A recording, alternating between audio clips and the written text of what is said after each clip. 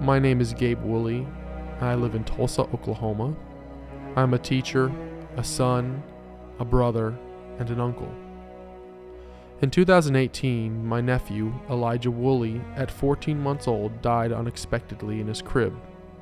The Wagoner County officials descended upon the home of my parents in Broken Arrow, Oklahoma, and a story of an unexpected death from sudden infant death syndrome was taken and spun as a murder and child sexual abuse by Wagoner County officials. As a result, Clayton Woolley, at 5 years old, was taken from his home and never returned. This is a story of a justice system operating under the guise of guilty until proven innocent. This is a story of injustice, a lack of accountability. The purpose of this podcast is to raise awareness, hold accountability, and it is a call to action for citizens of Oklahoma and the United States for checks and balances in our systems. This is the Rescue Clayton podcast.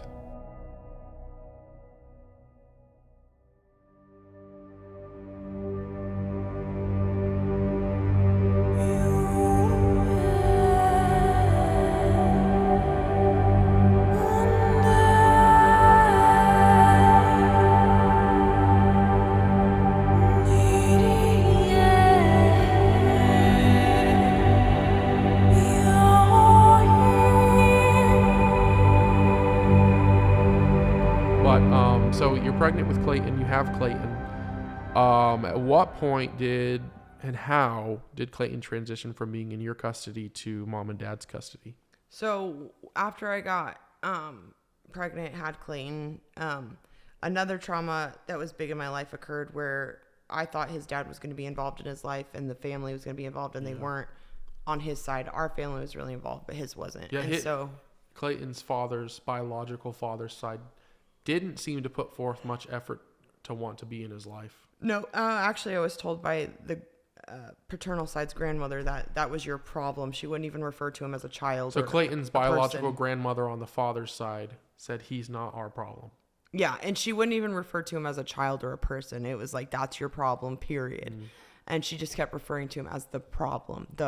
And so like I remember thinking he's never going to be around that because he's not a problem, and I don't want him thinking he's a problem. Right. And so I didn't want him in that environment. So I remember telling mom that too, and so we were all really careful about if he was going to see his dad, which only happened a couple times because his dad wouldn't show up or just didn't want anything to do with it. Right. Would happen. We were just really careful what environment we were at and what he said to Clayton and stuff. So was Clayton ever allowed to go over to his biological father's side with the grandmother, the aunt, or anything like that? I mean, we probably would have worked something out with them, but they never tried. They never even wanted to see pictures and I tried. They showed no interest in Clayton. No interest. Even when I tried showing them pictures or talking to them about it, it was like, that's your problem. Right. Deal with your problem. So it was, eventually I gave up with that, and they never reached out or showed any interest. So I stopped showing any interest in, because you don't want someone in your kid's life that you have to force to be in it. You know that your kid's going to feel it eventually. A child, whether you realize or not, wants to be wanted. Right. And people, I feel like people even in the womb can feel if they're wanted or not. Yeah. Like I know mom's told me many times that she didn't feel wanted, and so she had issues now as an adult. Babies even in the womb are very intuitive or very aware of environment. Oh yeah. And feelings. And they're smart and they're more sensitive to like spiritual aspects and the spiritual dynamic going on, just like we say, like babies and pets can sense things that we can't. I believe just they're so much more innocent, and they're not tainted, and they don't have as much going on. Like they don't have a cell phone, they don't have TV, they don't have a job, they don't have all these other things. Distractions, pulling for their attention, so they have their attention more readily available to whatever is around. So you even, to an extent, once you realized that reality with Clayton's biological father's side of the family, you realized that there was a lifestyle potentially that you didn't desire for him, and at some point it was maybe best, especially because they weren't attempting to make contact with him at all. Mm-hmm. Eventually you came in agreement with mom and dad helping raise Clayton.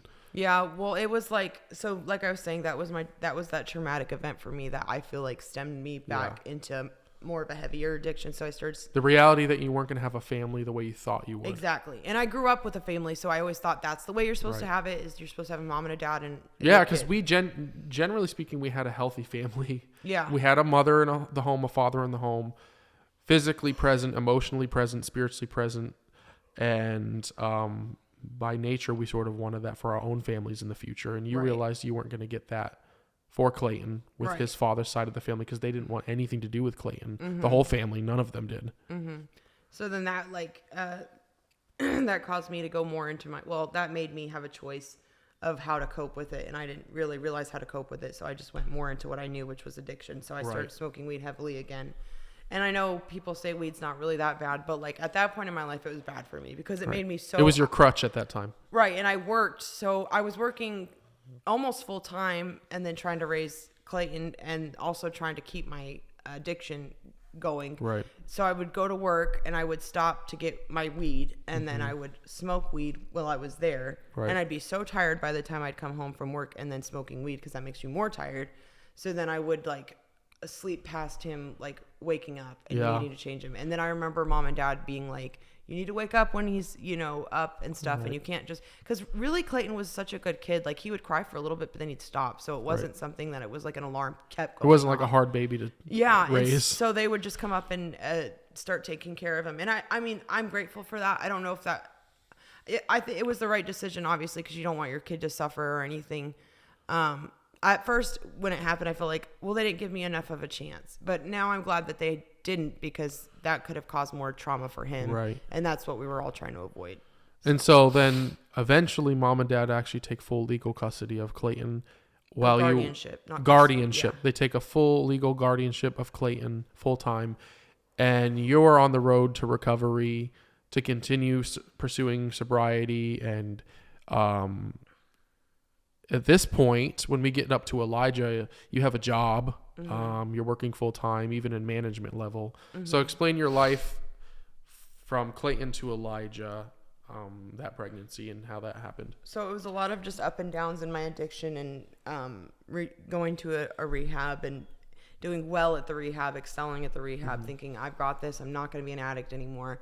Coming out, being an addict again and doing the same thing over and over. And in those cycles, getting pregnant again with Elijah, and different father. Yeah. And then, but thinking like, I think it was 3.5-4 year difference between them. So, there was a big gap, but it was, I don't know if it would have happened necessarily with me not being in that lifestyle. It could have, I don't know. Hopefully it would have happened differently, but it still happened. But, being pregnant with Elijah was like, okay, this is my second chance not to mess up, not to, ruin this chance that I have. And also being like, I don't want to lose this child, because I felt like I'd lost Clayton, even though I didn't really lose Clayton. I felt like, well, he wasn't with me, so I did lose him in a sense. So Elijah was like my second chance, I felt like, kind of. And then I remember going to rehab and being like, I'm not going to mess this up. They're going to both come stay with me after I complete this rehab. Clayton and Elijah? Yeah, Clayton and Elijah. Because by that point, I had decided I was going to stay in the rehab and work for them. They had an intern program where you could stay on and intern, and then potentially they'd hire you. Right. So you had been doing well in your recovery. Yeah, I was doing really well and excelling. And I did that for about 11 to 12 months. And then I did an internship for a couple months, and then they hired me on because I was doing so well. And you were, at that point, you were working and you were a manager. What was your job with this facility? I had a lot of roles at the facility, especially once I became an employee, a full-time employee for them. It was, my first one initially was what we call intake. It's when the students first come in and we help get them settled and show them the ropes, pretty much, I guess, like the rules of the facility, and help get them acclimated and comfortable to the facility. Because of course it was a long-term facility, so it was an inpatient year program.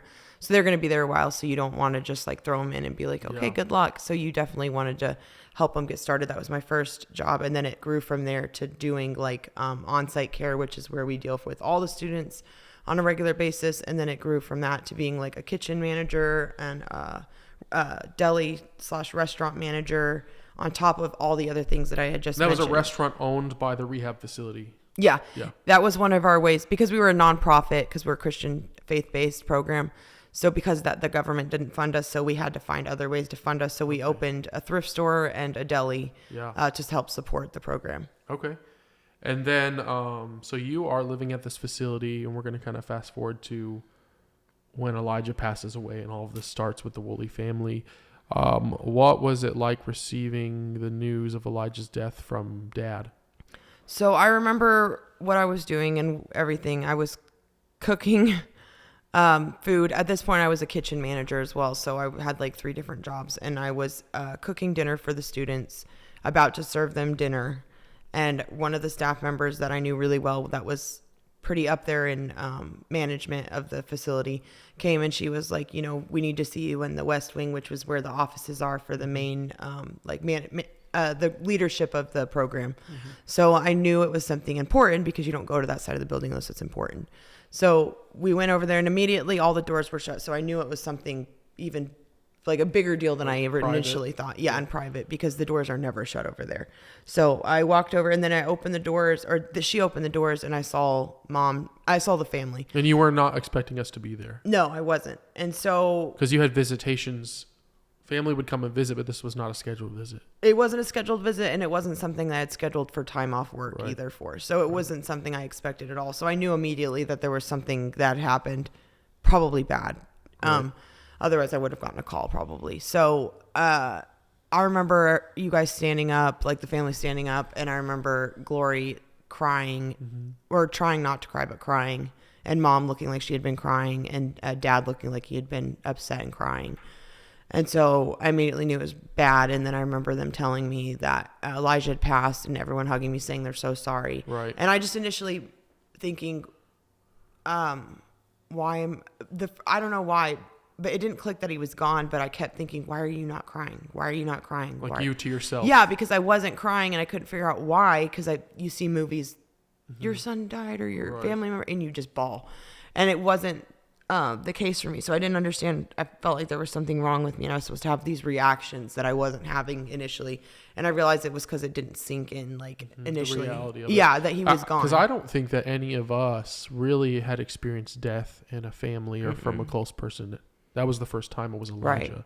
Right. And then who was the person that told you the news of Elijah dying? I think it was a mixture of Dad and Glory. Because I think Dad was telling me, but Glory kind of would like... Yeah, I remember on the drive there to meet you, we had all agreed in the car that Dad was going to be the one that had told you. And how did that go when Dad told you about Elijah's death? Like I said, it just kind of was like shock. It wasn't like real for me at that moment. And it was kind of just like, okay, I went into like this fight or flight mode, which turned out to be fight instead of flight. So I was just kind of like really serious about it, and like... talking to my boss immediately, like, okay, well, I'm going to need time off because I'm going to need to go home and handle this. And then thinking about, like, I just remember I kept thinking, why are you not crying? Why are you not more upset? Why are you not, but then thinking, I am upset. This is horrible, like, and devastated. And then thinking, when am I going to get to see him again? Thinking I'm going to get home and see him. Thinking I'm not realizing the reality that he's gone. Right. Yeah. That for me, that was the first and only time that I had ever seen Dad cry, and I think that he was almost in a way delivering the news of his own child dying, because he was raising full time at that time to help you. Mm-hmm. Him and Mom are raising Elijah full time as their own child, and so I think that for him, I'm just imagining it was probably the same weight of losing your own child, and that was the first time I had ever seen any type of reaction like that from Dad. So I think that was very impactful on me, and I don't know what that was like for you, but and in some ways I think it's like even more so traumatic for them, because as a grandparent, you're like, this is my child's child. Like, this is like, you so take care important. of them. Yeah. Like they had a big responsibility. Right. And like your kid means the world to you. And then for some reason, I imagine, and based upon what I've heard from grandparents, is that once you're a grandparent and your child has a child, it's like that child even means more than, not more than your child, but it's like, it takes a really precious an intimate part of your heart for that child. And so like, I can't even imagine. And then them raising the kids for a good majority of their life, that would also intertwine them even deeper emotionally and spiritually and mentally and emotionally into the child's life. So I can't imagine like what it was like for them. Right. And then we sort of fast forward just only a few days, and then eventually the lead investigator out of Wagoner County on this case comes to you on site at the facility you're at to do an interview with you. And what was that interview like with this detective out of Wagoner County? So I remember I went home with you guys for a little while, came back, and then pretty much when I came back, they came and interviewed me. The lead detective in Wagoner County came, and with his assistant detective came and interviewed me at my job. Was it just you three in the room? It was just us three in the room. I don't remember if it was because that's how it had to be or because I'm not sure why it was just us three. It just was. I didn't have an attorney. Didn't know I needed one really at the time. No attorney present. Was it recorded? It was recorded. Audio. I don't know if it was recorded visual. I think it was just audio. But I think it was just audio recording. So I don't remember ever seeing a tape. So I think it was just audio recorded. What did he ask you? What was the interview like? It was, you could tell that they had their mind made up of what had happened. And even though, from what I was being given and shown and told, there was no evidence. Right. I mean, I was told there was evidence, but I was never shown any evidence. And every time I would ask for evidence of why they were saying because automatically, if it goes against everything you know to be true in your life. We weren't raised in any danger or anything. Right. Suspicions of our parents. So when he first alluded to the idea that he was trying to get to the point that he believes dad sexually assaulted and murdered both boys and murdered Elijah, what was your initial thought when hearing that, when the detective is trying to project that as truth to you? I've always put it as like, I'm really visual, and so in my mind when he would say, I would see like this whole thought process of like, so say you and me are we live here in Oklahoma, but we're visiting Florida, and your car is with you in Florida, right, outside the house, and you're like, okay, I know my car's outside front, and then someone comes rushing in the house that we're in, and they're like, your car is being driven in Michigan and it's stolen, or in Oklahoma and it's stolen. And you're like, what? Okay, my car's right out front. So you don't have this initial reaction of freaking out of, like, oh my God. No, there's no way that's not true. Yeah, because in your mind, there's like, this is not possible. I just saw it 5 seconds ago. There's no way. You have all the evidence to believe that's not true. There's no way it could have made it in 5 seconds from here to Oklahoma. So you're in your mind and in my mind, that's what was happening. It was like, this couldn't possibly happen. It's not true. If it's absolutely into the puzzle of my life or to what I was raised with. So it just didn't make logical sense. Right. It's come to light. The fact that his face and the lividity, again, you got to remember the body doesn't lie. Mm-hmm. Looks like the face was pushed down and the baby was struggling. Okay. That's the evidence on this baby's body. Mm-hmm. Now, regardless of what you say, regardless of what your mom or dad or anybody else say, it doesn't matter because the body's already telling the story. Mm-hmm. So our question is, in our mind, there's no doubt this baby was murdered. No doubt. None. Who murdered that child? And that's where we are. Mm-hmm. Who sexually abused this child? Mm-hmm. So we have this. We're both fathers. Mm-hmm. We're both Christians. We're both people of faith. We want any other excuse in the world not to believe that this happened, especially from a family that, God is, according to them, is the center of their world. This is not what we want to see be the truth. We want some kind of explanation that changes that view. And while we're looking at the body, which you cannot ignore the physical aspects of that body, mm-hmm. At the same time we're talking to your folks, Clayton's taken to a forensic interview mm-hmm. and having a SANE exam. Yeah. 5-year-old child. Mm-hmm. Just as bubbly as can be. Love that little kid. He has no idea what's going on. Mm-hmm. His brother Elijah went to heaven. Yeah. He has no other idea what's going on. Mm-hmm. And in the SANE exam, while we're investigating what appears to be what it is, this 5-year-old child Papa put his privates in Elijah's butt.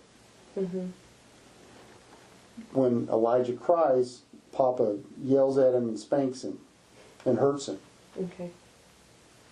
I'm sorry, why is that funny? Because it's just so absurd. In my mind, it's absurd. It may be absurd, and I agree with you. In this situation, maybe it's absurd, but if that's what he's... Why, now, I don't know let me ask how you this. he said Why would this. Clayton say something like that? I don't know. If I could see the interview, that would be amazing. Because I would like to know what everybody said to him during the interview. Because, I mean, and all I can tell you is my feelings. Because I have no facts about, you know what I mean? Like, I wasn't there. I don't know. But, I mean, if they were continually treated like this, like Clayton is saying that they were... And it might have came out of his mouth. I'm not sure what was said before that. Because in my mind, what I'm thinking is What was someone said for that, like what? hinted about to things. give him some information? Yeah, and that's what's going on in my mind. That's why I would really love to And see the that's not how interview. forensic interviews work. What do you mean? Oh, they That's don't not how hint they about work. things. Well, I would just love to see the interview about it. If that was happening to a child the size of Elijah, there would be evidence. I've changed that baby's diaper. My mom has, my brother has, my sister has. Church people, I'm sure, have. Like, you would know. Actually, that's actually incorrect, because I asked the same question. Okay. Are there old wounds? Are there, because, your common sense tells you, well, obviously there should be older wounds or whatever. Here's the issue with that. First of all, children heal very quickly. Yes. So unless it happened the night before, or it was a very brutal rape, it won't appear in a normal SANE exam. I'm asking the SANE exam because she specializes in that. That's all But she I'm does. talking about Elijah. I know. Okay. But I'm just telling you that's what I found out as well, because I'm like you. And also, where the wounds are, they were acute, which means they were near the point of death or at the time of death, which means even if there was older wounds, where the wounds were found, they were already covered up by new wounds. Okay. So if I cut you on the arm Yeah. a month ago, you might have a scar here. I don't know. You may or may not.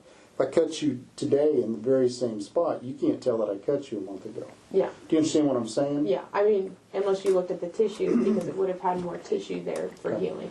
Well, and they're doing all that. Yeah.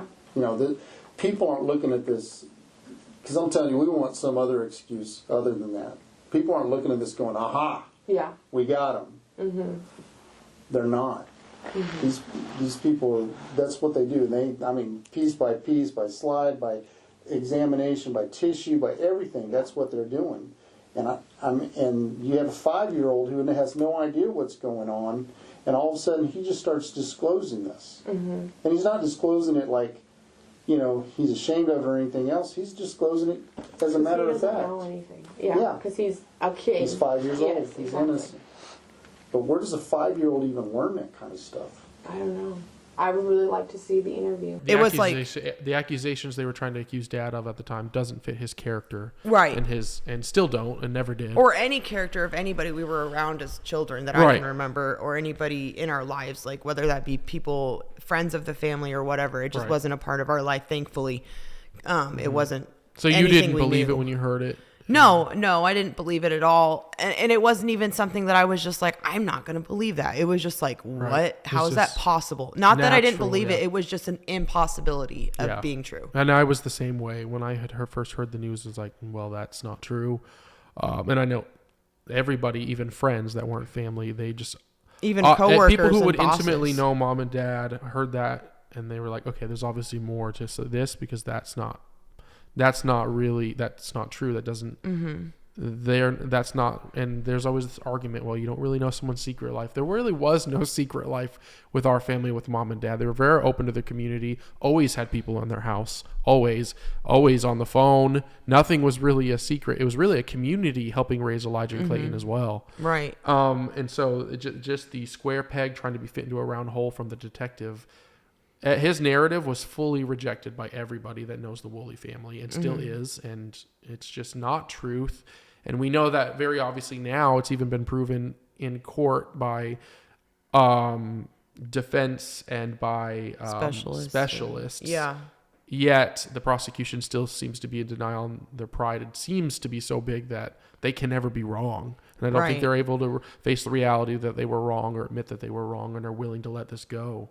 Yeah, and I think if anybody that's watching this knows anything about like our government system or the criminal system or just the American system in general, it's like really flawed and very full of people who are fighting for the wrong reasons and in it for the wrong reasons. Maybe not initially in it for the wrong reasons, but I really think you get into that line of work with good intentions and you get blinded by the process of just being on one side and not. And you have an interesting perspective because you have lived in this sort of like criminal lifestyle, but also on the lifestyle of innocence when you started your new life and remade a new life for yourself. So you really have this inside perspective of someone who would hear of a crime and you don't know this person and the assumptions you would make, and someone who has been falsely in a family who's been falsely accused of something they didn't do. So really you have an interesting very wide perspective of what the perspectives would be like. And so what type of questions did the investigator out of Wagoner County ask you during this interview, your first encounter with him? I don't remember. Okay, so he didn't really ask me, as far as I can remember, very many questions. It was more like, if there were questions, they were leading. It was like he was trying to tell me what happened, and he didn't want to hear anything else that I had to say. And so if it didn't fit, he would shut me down really quickly, or he already had his mind made up.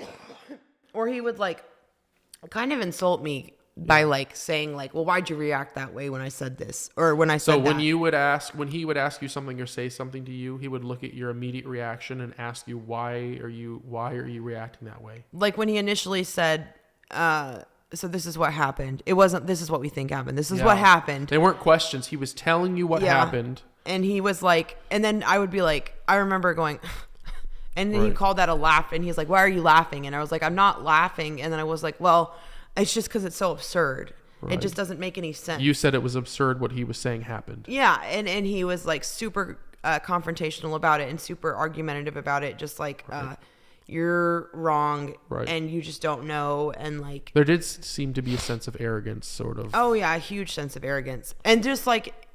And I'm thinking... Now, especially thinking back, I'm like, how did they possibly even know what happened that fast? Because there's no possible way they could have gotten evidence back that fast. I mean, well, as people know now who have been watching this podcast, we know for a fact, and it's on record, that this detective made up his mind that this was a murder before he even got onto the scene and got to the house. He already made his mind up. There's no such thing as SIDS, and this was a murder. I'm on my way to a murder scene. Which doesn't make sense probably for people like who don't know the case, but like if you go into my interview, this is where it clicked for me why he had said that, because when I finally heard the evidence that he had said that it was a murder scene before it got there, I was like, well, why would he even say that? Doesn't make any sense. But then when he told me about his life and how he had a family member who was in a household with a pastoral person, just like our parents were. Deacons of the church. Yeah, so they were up in the church just like our parents were. They were ordained ministers like our parents were. And to learn that those people, not our family, but the family that he was dealing with. The detective's relatives. Yeah, with his niece. They had sexually abused his niece, who he cared for a lot. So the detective in his past had entrusted his niece to deacons of his church, and they ended up sexually abusing her. Mm-hmm. And so what picture did that paint for him onto our family, sort of his bias? Well, I remember him stating after he told me that story, in a sense that I think he was trying to relate to me, which he didn't, because it wasn't my life, but he was saying that he felt guilt and he would never let it happen to another kid again. So he had this vendetta in a sense, or like, I'm going to right all the wrongs. And in a sense, he kept telling me like, I'm heightened to these things because this happened to me. Like I would know because of this experience that I've had. Right. So he had his mind predetermined, a bias set in place. And from his standpoint, it appears from our observation that he has this attitude of, I already know where this is going and how this ends because I've already lived sort of through this from some sort of perspective. And you could tell he had no healing from it either. Yeah. So when it happened, he was traumatized, and it just compounded over the years of being a detective, of him seeing these kind of cases and seeing horrible things done to children. It probably just compounded that sense of I think he justice. does harbor some guilt. Yeah. And I to an extent feel bad for him and want, him to heal from that, because obviously the wounds from his past life and that have happened are now causing wounds on other innocent because people. hurting people hurt people. Right, hurt people. Right. And unfortunately, the reality is that creates bias in people, which you have to do your best not to have when you're working in law enforcement. Right. Because you have to be neutral. Right. And you should be like, I feel like, especially now going through this, I'm a lot more sensitized to like things that should be happening that aren't happening in the justice system or in the DHS system, as far as like I am so grateful that they exist, because, and I don't want to have to go through those horrible things. And a lot of people couldn't stand to go through those things of seeing children abused on a daily basis and trying to be the good guy to save them all the time, and seeing families that are dysfunctional and bad things happening and crimes happening all the time. You're seeing the worst side of families and of people in general. Right. And then to go back to your own life and to do your job correctly, you're going to need a lot of healing from that, because whether you see it as happening to you or not, it is happening to you. It might happening to your neighbor or to somebody you don't know, but we all affect each other, like the ripple effect. It happens, the butterfly effect. So his sort of wounds and his issues were now negatively impacting an innocent family, our family. Yeah. Which is why we hope that he gets counseling and healing from that, so that he can do his job without bias and without hurting other people and passing that on to other people, is what we want for this detective out of Wagoner County. Mm-hmm. So he projects this story that reveals a bias he has because of this experience he had in his personal life, and he projects onto our family, and is sort of his motive to redeem himself from what he maybe has felt like is a mistake, or partly his fault for something. I can't say that for him, but it really paints that picture. Well, he told me in the interview, I believe his exact words were something to the effect of like, and I still feel guilty to this day. He admitted that he felt guilty. That he had felt guilty because he felt like he was the tie that tied his niece to that family that abused her. Yeah. So he was the ultimate reason she was abused. He felt like he had caused this abuse. He kind of expressed that to you. Yeah. In his own words. Yeah, definitely. Like he literally said, "This is my fault." Yeah, that's really sad to hear. I feel bad for him. Absolutely, yeah. And so there's another incident. So now we're going in and out of court dates all the time at this point. Yeah. Everybody is. And the prosecution is actually charging you with things. What does that look like? So my parents were initially charged, and then the charges were changed multiple times. And then 2 or 3 years in, no, it was 2.5 years into the, my parents being charged initially, let me backtrack a little bit. In the initial interview, they state that I am not a suspect whatsoever, and I'm not going to be a suspect, pretty much. Right. Because you weren't even living in the house when this happened. No, and I lived an hour away from where they think this happened from or whatever. So I couldn't have been there. Wasn't there. I had nothing to do with it. And even if something had happened, which nothing happened, I still couldn't have been a part of it. So they initially were telling me I wouldn't have been. Because you had an alibi. Yeah, a huge alibi. Right. And they told me I wouldn't be a suspect. And so I was never thinking I was going to be a suspect. So the impression that no criminal charges could be pushed against you pertaining to this situation with mom and dad. And then that bubble was completely burst when I went to Walmart one day, innocently going to Walmart to buy some groceries, and 6 to 8 Broken Arrow PD cop cars roll up on me in the middle of their Walmart parking lot before I even got out of the car. And I'm just like immediately like, what was I doing? Right. Was I going 2 miles over the speed limit? Because it was a 25-mile-an-hour road, and I knew I was being careful because it's a school zone. So I know I have to be careful in a school zone. So it was like less than a block from my house at the time. And I was so shocked because I didn't know what was going on. It never even crossed my mind it was because of the criminal case going on, or that I was getting charges put on me. So what happened when those police officers from Broken Arrow came to you while you were at Walmart? So initially they came up and they opened my car door and they tried to pull me out of the car because I wasn't initially getting out, because I didn't understand what I kept saying. Why am I pulled over? And they wouldn't answer me, so I didn't feel safe to get out of the car with everything going on with. Our family was a target at that point. And I knew we were, and plus everything in the news about police and the culture of things. And just everything going on, whether it's true or not, it does play an effect on your mental state and how you react to things. And so because of that, I didn't want to jump out of the car and just do what they were saying initially. And so they pulled me out of the car, took my seatbelt off, pulled me out of the car, and put me in handcuffs, put me in the back of the car. Then at that point, they closed the car door, and then they come back and tell me, okay, this is why you're gonna go to jail, pretty much, is because of these charges. So I didn't even know. What were the charges? Initially, I believe it was it was either allowing child abuse or child neglect. Enabling child abuse or neglect. And then they were trying to charge you with that related to Clayton and Elijah's situation. Then they changed it.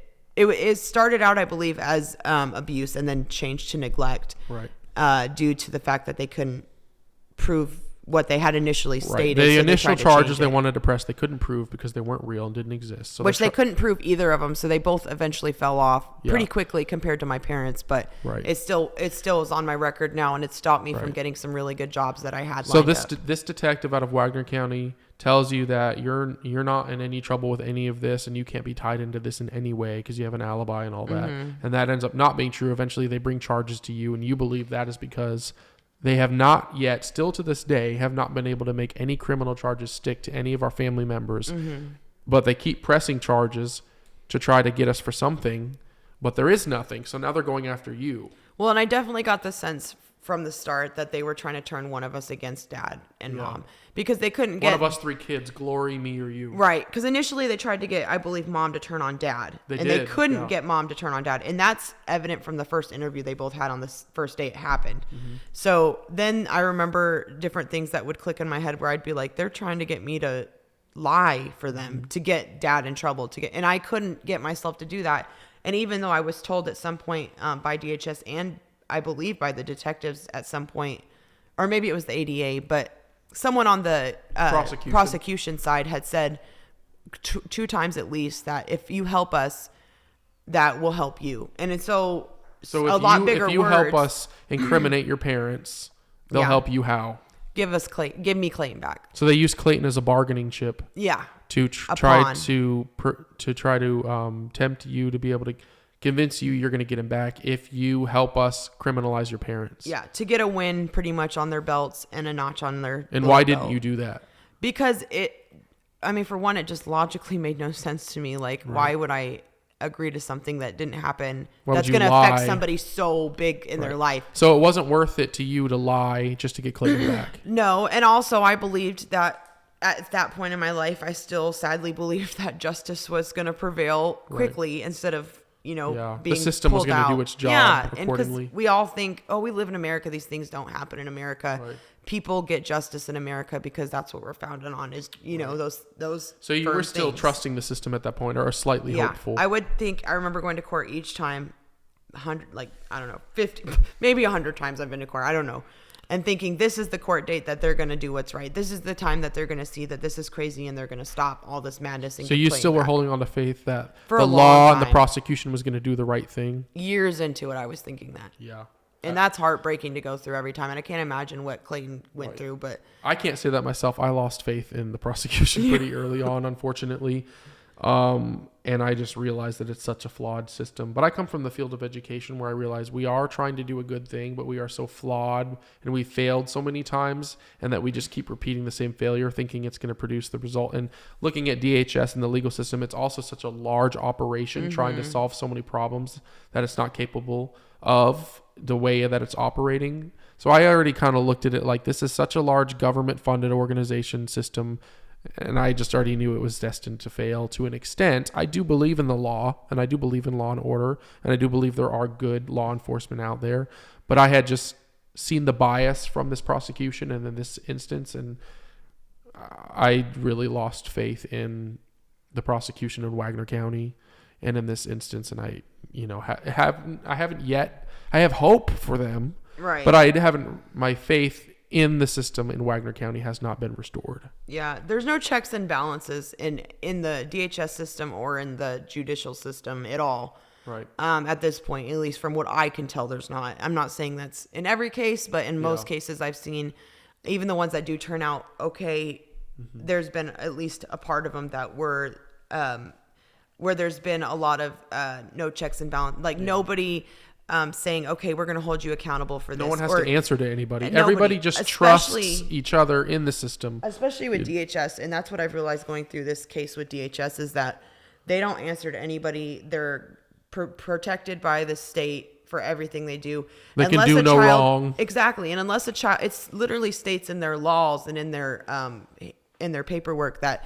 if you actually read it, that pretty much the only thing that they're held accountable to is if a child dies. Yeah. And even then, sometimes they're not held accountable. But if a child almost dies or dies, so they have to come very close to death or death well in the hands of a DHS worker, that's the only time you can prosecute them or get them in trouble or hold them to a law. Right. They can break the law. They can lie to you. They can do whatever they want legally because they're protected by the law, and you can't sue them. You can't hold them accountable, and a judge can't do anything about it. Right. Child Protective Services. And the biggest part to me is that I didn't know this in the beginning, but I soon found out, is that they actually get paid, whether directly or indirectly, per child that they pull from a family. So every time they pull a child from a family, they get a big chunk of money. More money for them. So and the judges get money. It's not just the DHS workers. The judges get money put into their retirement funds for later. For every child that they take from their family. And then every time that child has issues, like if they need counseling, if they have to be put on medication due to the trauma, right. whatever happens to them while DHS custody, they get more money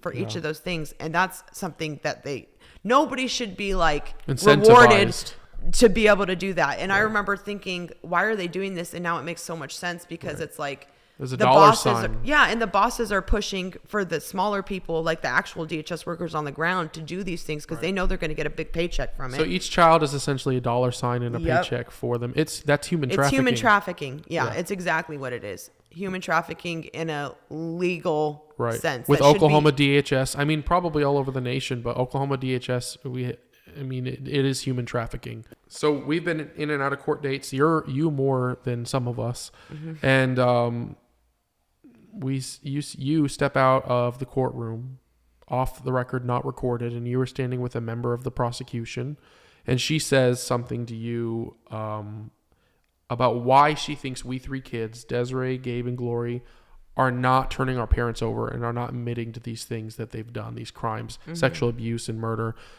and abusing Clayton and Elijah. What did she say to you? I remember, actually, this happened more than once, I believe, but this is when we were all together. I believe that this happened. It was stated She said it just to you, right? Yeah.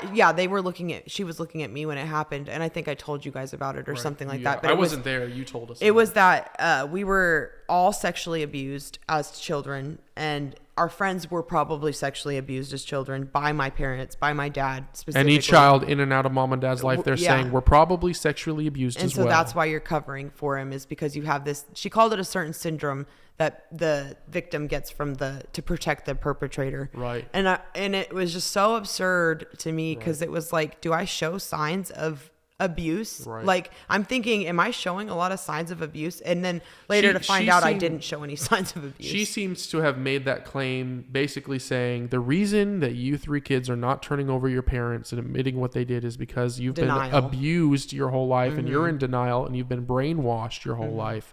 And that is why you are not admitting to your parents sexually abusing or physically abusing Clayton and Elijah because you've been abused and you're brainwashed. Yeah. So pretty much that. So there's bias again right there. A huge bias and a huge jump of a conclusion to tell you like you're sexually abused by your own parent when you know that's the complete opposite of everything you've ever known. And it seems like to them it doesn't matter what you say. They're right and you're wrong. Yeah. And you can't ever tell them that they're wrong because they're the state, and they know what they're saying. It is you versus the state of Oklahoma, all the state's money, all the state's attorneys, all the state's prosecution, all these professionals that apparently know what they're doing, but don't seem to live in the real world, the reality of things, and it's ignorance. They must really separate. I mean, I would have to feel like I'd completely separate my life to be in their shoes, because to go home to your own family and have children in your lives, because I know many of them do.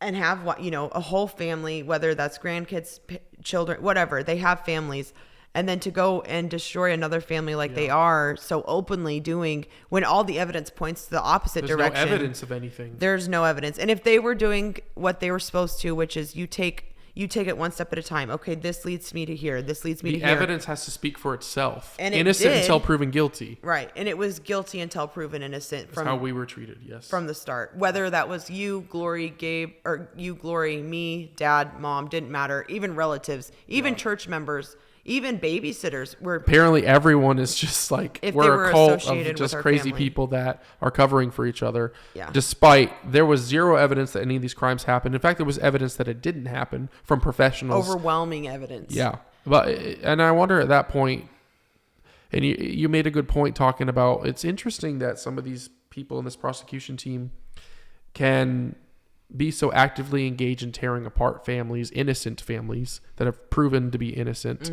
and then go home to their own family and be mothers and fathers. And just like, how far removed must you be from reality for that to be your life and something that you are unaware of or content with?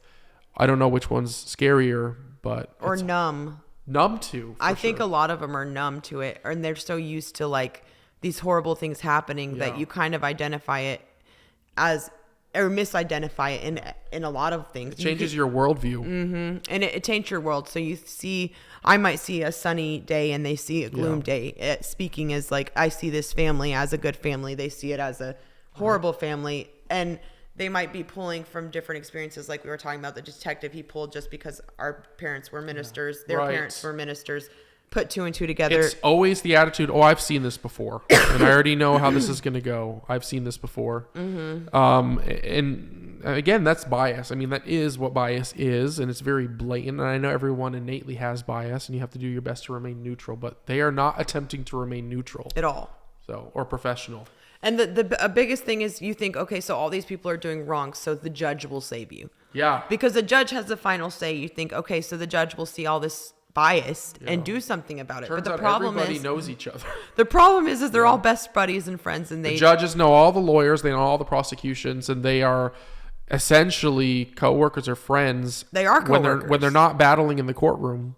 They're friends, and you see that every day you go to court. You see your attorney, and you're like, they're literally cursing this other attorney out, and then they're going to get lunch the next day, or they're having a barbecue with their family. It's so crazy to me to think that. And that's how numb they are. It's like, you can't, I could never. It's like two different personalities. I could never have a knock out, drag out fight verbally with somebody. And then 5 seconds later, just be like, let's go get lunch, and how's your family doing? How's your wife? I couldn't imagine doing that, but that's what they do on a daily, not even just daily, multi-daily basis. Like they do it every time they go into court pretty much. And the judges do the same thing. And then they're supposed to stay neutral. It's impossible to stay neutral because we're human. It's impossible for somebody to go into that courtroom, whether you're a judge, a DA, a jury, it doesn't matter. If you have some sort of a tie to those other people, there is going to be leniency for that person because you can't inevitably have a relationship and not care. Like we're human, we care. And so because of those ties that they have, because they see those people on a daily basis or whatever, they're going to naturally believe them more than they believe an intruder or an outsider coming in, which would be our family or somebody being pulled into the system that has never been in the system before. We're not having lunch with them every day. We're not working with them every day. They don't know us. They don't know us from Adam. They know these people. And because they know these people, they're going to go with these people. And they're going to be a crowd. And it's just like in high school we were talking about earlier, the friend group, it's a clique. They're a clique, and then they're going to click us out and click them in, and we're going to be the outcasts and the wrong. And that's why it really is true that it is the state and all the state's money and all the state's funding and the state's prosecution up against an individual or a family. What a family can make, what a family can make as an income or a single person makes, it is your money versus the state. Everything the state has up against you, and how is anyone supposed to survive that? Yeah, it doesn't seem at all possible. I mean, if it wasn't for, I believe, our family's faith in the church really being the church in this sense, because a lot of, I mean, I hate to say it, but a lot of church isn't church, and I say church meaning Christians, religion, and faith is not being practiced the way it should be and the way it was meant to be in the Bible. And so to actually have a church of mom and dad's church that actually does that is a community, family. It's we were at the church a couple of days ago, and I was thinking in my head, because we were talking about family and raising kids and different things like that, and I was thinking to myself, it really does take a village to raise a child, and it takes a village to right a wrong. You can't just say this one person is being mistreated and it's over, so we're okay with it. It takes a whole group of people standing up for what's right and doing the right thing to make one injustice right.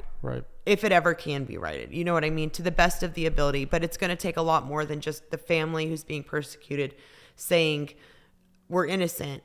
It's going to take a whole lot more of everyday people and everyday, friends and family members coming up, standing up with that family, joining alongside to make one big person that can stand against that giant government official. That's the idea. It's supposed to be for American government. It's supposed to be we the people. Mm-hmm. Yeah. The people are, the law is there to hold us accountable, but who holds the law accountable? It's supposed to be we the people. It's supposed to be. Yeah. Initially, when the Constitution was written, that's why we had, we the people, and that's why we had the sense of, if there's ever, I believe it was stated, if there is ever a time where the government is against the people pretty much, and it's doing injustices to the people have the right to stand up and overthrow the government. And now we can't. We're so divided. People have made it so much so that we've built the government up little by little, each brick, to be this giant thing that we can't ever fight, because we are so divided, and we are so fighting all these little things that don't matter, like race, or these tiny little things that don't really matter in life. If the grand scheme of things, we're human. We're human. We're all going to bleed the same thing. We're all flesh and blood. We all love. We all fear. We all have all these similar characteristics, and that's what we needed to be bonded through instead of torn apart. But the media and the government doesn't seem to want us to do that, because there's too much power in realizing that we're letting it happen, though. I mean, I want to say, they are the bad guys, but at the same time, I mean, we're enablers. And it is really the state versus the people, and an individual and a family up against the whole state and all their finances and resources, which is not how it should be. But thank you for being here today and for telling part of your story. I know there's a lot more to it. There's a lot more detail. You actually had a court date hearing today. Some of our family members did. Our parents did, But I was a part of it due to being a witness, or I'm tentative witness in the case. Right. So it's ongoing. This is an ongoing thing, but we'll be back here with more of that, because the purpose of this podcast is to rescue Clayton and to bring him home, and that has not been done yet. We are in the pursuit of that and making good strides towards that. So the last thing that we'll do is we'll have you look at the camera and leave a message for Clayton, and whenever it's the right age and time, he will see this from you. Okay. Yeah. Hi, Clayton. It's your mom, Desiree. And so I just want to let you know that no matter what you're going through right now, or what you're in your life at this moment, when you actually see this, just know that through these hard times in your life, in our life, that we've never stopped fighting for you. We love you so much. Mom, Dad, Papa, your aunt, your uncle, all of your family loves you dearly and has never for 1 minute stopped fighting for you, and would lay down their very lives for you at any moment. And I know that for a fact, because I've seen it being done on a daily basis with them. So just know that you're extremely and dearly loved, and you always will be, and you're more precious than anything I could ever imagine. There will never be anything that will ever detour us from continuing to fight for you until you're back where you belong with our family. And at this point, when you see it, I hope that you are back with our family, and so I can just actually be with you when you see it, and just let you know how loved you are, and how loved you were, and how loved you always will be. We love you.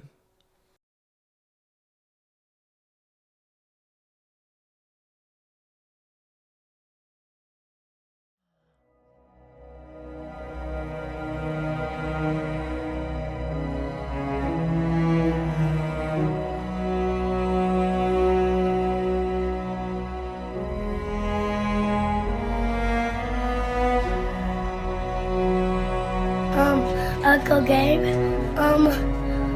he be staying at the house and eat pancakes with us in the daytime.